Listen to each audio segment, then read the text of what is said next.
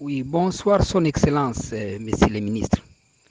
Ngai agronome na sanzi kwa. Omoni ba photo o natindi eza école na biso na sanzi kwa.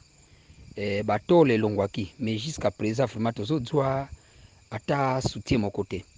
École yango eza na plus de 8 villages oyo batanga kakuna. Banda ya mboka ya Nzaza, Zamba, Kavalu, Vunda 1, Vunda 2, Vunda 3 na Sanzikwa parce que école eza na Sanzikwa. Après na bamboka wana kuna na côté likolo donc